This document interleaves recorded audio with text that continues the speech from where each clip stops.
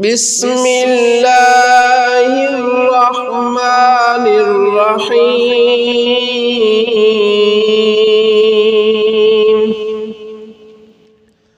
ألهاكم التكاثر حتى زرتم المقابر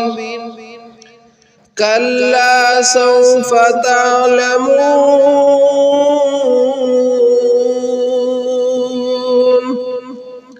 ثم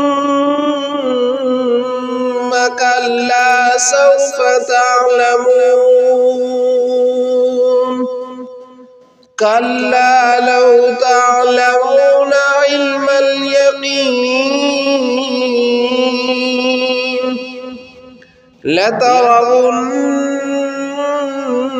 الجحيم ثم لترونها عين اليقين ثم لتسألن